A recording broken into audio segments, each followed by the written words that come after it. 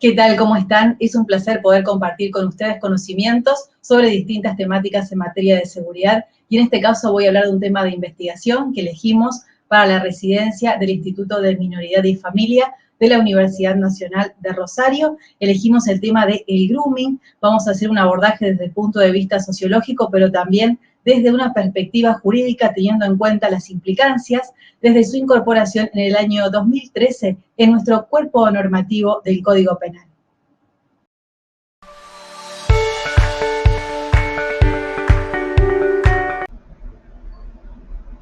Bien, comenzamos con este tema que tiene que ver con el delito del grooming y que tiene que ver con un programa nacional de prevención y concientización sobre esta temática. Como les contaba, este es un tema que hemos elegido para la residencia de minoridad y familia. Es un muy breve resumen, por supuesto que el trabajo es muy extenso, pero este resumen tiene que ver con una cuestión más bien concientizadora desde una perspectiva de prevención.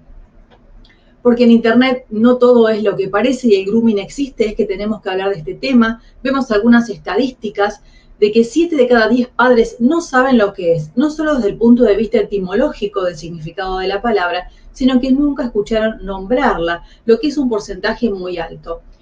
6 de cada 10 chicos toman contacto con un desconocido en Internet, 3 de cada 10 entre los 14 y los 17 años fue a un encuentro personal y 4 de cada 10 envía contenido íntimo, lo que se conoce como la práctica del sexting. Otros datos tienen que ver con que el 90% entre los 15 y 17 años tiene un celular, el 70% antes de los 13 años y la mayoría lo tiene encendido las 24 horas como si se tratara de un servicio de emergencia o de examen. Están las 24 horas conectados. Bueno, ¿qué es a grandes rasgos? De una perspectiva social podemos decir que es un negocio, es una industria internacional, es decir, que hay redes de pornografía infantil que son lanzados a los medios digitales, a las redes sociales, y se filtran de manera constante y manteniendo vínculos con menores de edad. Teniendo en cuenta que es un negocio internacional, podemos decir que la pandemia de la pedofilia encontró un vehículo de proximidad a través de estas nuevas tecnologías. Y número 3, que la comercialización de imágenes demuestra que estamos ante lo peor de la sociedad, porque convengamos que estas imágenes, como nos decía la fiscal, una fiscal regional que entrevistamos que trabaja sobre esta temática, estas imágenes se comercializan en dólares, en euros, en bitcoins y se pagan muy bien. Vamos a ver la diferencia. Bueno, aquí vemos lo que es el grooming. La palabra grooming proviene de un vocablo de habla inglesa que hace referencia al verbo groom. Significa cuidado, como el cuidado que se tiene de algo. Significa acicalar. Normalmente esto se utiliza para los animales que son depredadores y están al acecho de su presa y que se toman de todo el tiempo necesario para realizar una caza efectiva. Esto mismo hacen los depredadores de Internet con los menores que contactan a través de las redes sociales. El grooming, hay muchos conceptos, este es uno, claro y simple para entenderlo, es la acción deliberada de un adulto de acosar a un niño, niña o adolescente que permite la interacción con un objeto, que es obtener un rédito respecto del menor a través de fotografías, imágenes, videos, exhibiciones y demás. Un poquito de dónde surge este delito. Bueno, tenemos los antecedentes legislativos internacionales, tenemos el convenio de Budapest que lleva el nombre de la ciudad donde fue suscrito. Es un convenio internacional el primer convenio internacional sobre este tema, sobre ciberdelincuencia. Entró en vigencia en nuestro país en el año 2007 a través de una ley y esta convención va a tener por finalidad homogeneizar conceptos, definiciones sobre los delitos informáticos y establecer bases para la cooperación internacional y que tienen que ver con el asesoramiento de expertos técnicos que justamente investigan sobre las distintas redes que se utilizan para todo esto. ¿Cuáles son los antecedentes legislativos nacionales? Bueno, muy brevemente, en el año 2008 se incorpora al Código Penal argentino distintas cuestiones que tienen que ver con los ciberdelitos, receptando todo este convenio sobre cibercriminalidad y ciberdelincuencia, y se incorporaron algunos delitos, algunas figuras, como por ejemplo, voy a mencionar algunas: el ofrecimiento y la distribución de imágenes relacionadas con la pornografía infantil, el 128, el acceso ilegítimo a un sistema informático, la defraudación informática, la interrupción o entorpecimiento de comunicaciones. Se legislan estos ciberdelitos, pero sin embargo no se había incluido un fenómeno que se venía repitiendo, que se repetía en varios países y que incluía a los menores.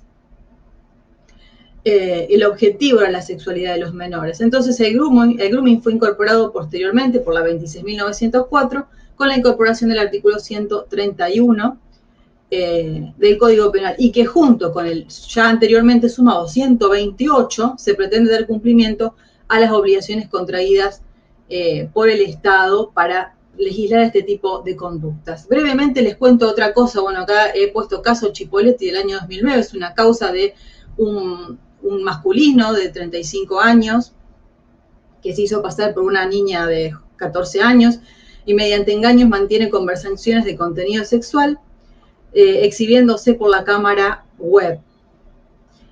Bueno, el hecho fue probado en agosto del 2012, fue condenado a 1 año de prisión en suspenso por el delito de exhibición obscena, que era el único que existía hasta ese momento. La madre de la víctima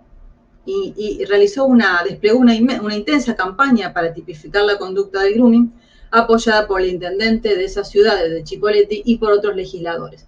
Desde ahí es que los legisladores nacionales comienzan a tener proyectos para poder legislar este delito, que quedó redactado de la siguiente manera. Dice que será penado con prisión de 6 meses a 4 años y que por medio de comunicaciones electrónicas, telecomunicaciones o cualquier otra tecnología de transmisión de datos, contactará a una persona menor de edad con el propósito de cometer cualquier delito contra la integridad sexual de la misma. Bueno, más allá de las críticas que tiene este artículo, no me voy a detener en eso en este momento porque tiene que ver con una mala técnica legislativa en lo que hace a la descripción del tipo penal, pero por lo menos una herramienta que hoy se tiene para, si se ocurre alguna de estas situaciones, es que podemos observar que la pena mayor es de 4 años, lo cual es considerado poco por el gran daño que causa a la víctima, que es de por vida. Con respecto al propósito de cometer cualquier delito contra la integridad sexual, aquí se está haciendo referencia al abuso sexual simple, gravemente ultrajante, con acceso carnal, es decir, todos los que ya están dentro de del título de delito sexual, y son agravantes que establecen penas máximas de hasta 20 años de prisión. También comprende otras figuras como el rapto, el estupro, la exhibición obscena, la pornografía infantil. Es decir, que para que este artículo 131 aplique, no se deben haber cometido estos otros delitos, porque si no, estos otros delitos lo desplazan, ¿sí? Bueno, tenemos 3 cuestiones que podemos ver aquí. Es un delito de peligro, es decir, que el legislador trata de adelantar la punición como acto previo o preparatorio. Se sanciona el estado previo a la lesión. Esto es criticado porque viola el principio de lesividad, pero bueno, es materia de otro análisis. Debe haber un contacto, sí o sí debe haber una respuesta por parte del menor, porque si no, no se configura el grooming. Y el delito número 3 es doloso, es decir, que la otra persona, el groomer, la persona que está del otro lado, tiene que saber que se está contactando con un menor de edad. Es indistinto si el menor tiene 13, 14 o 15 años, no es relevante para el tema. Lo importante es que sea un menor. En cuanto a derecho comparado, son muy pocos los países que lo legislan de manera específica, como por ejemplo Canadá, Estados Unidos, Reino Unido, Escocia, Australia y España, y en América Latina está legislado en Chile, Brasil y en nuestro país, en Argentina, como les decía, a partir del año 2013. ¿Por qué surge la campaña nacional de prevención y concientización? Bueno, por el primer caso de grooming seguido de muerte en Argentina, es el caso de Mica Ortega. Lleva el nombre de esta niña de 12 años que vivía en Bahía Blanca, había sido contactada por un hombre que tenía 4 perfiles falsos. Se hace pasar por una niña de su misma edad, porque había tenido un contacto de amistad con esta supuesta niña, que es otra joven con la que estaba hablando, en un hecho de que se pelea con su madre en su casa por una cuestión de adolescentes con su mamá, ¿no? Y esta niña se va a la casa, logra un encuentro personal, y este muchacho, que era un ex convicto, intenta abusar sexualmente de ella, no lo logra y por eso la asfixia y luego resulta muerta. La causa fue caratulada como homicidio calificado por ser realizado con alevosía, además, el femicidio, robo y grooming, ¿no? Todos los agravantes para esta persona. Algunas cuestiones que podemos ver, qué hacer y qué no hacer. Bueno, tenemos aquí en la Argentina hay una aplicación que se llama GAP, que es ágil, segura y confidencial. Pueden bajarla en su celular y con solo presionar un botón rojo pueden realizar la denuncia. También hay una línea gratuita que es la 137, se puede denunciar en una fiscalía, a la más cercana a tu domicilio. ¿Y qué no hacer ante un caso? Bueno, 3 cuestiones básicas: no borrar chat ni imágenes o videos, no querer encontrarse con el acosador y hacer justicia por mano propia. Esto es muy común de los padres que quieran encontrarse con el grooming, pero esto no es aconsejable porque esta persona lo va a seguir haciendo. Y además, no bloquear al grooming. Recordamos que debemos hablar en familia sobre grooming y estar unidos para defender los derechos de nuestros niños. Recordamos el 13 de noviembre como el Día Nacional de la Lucha contra el Grooming.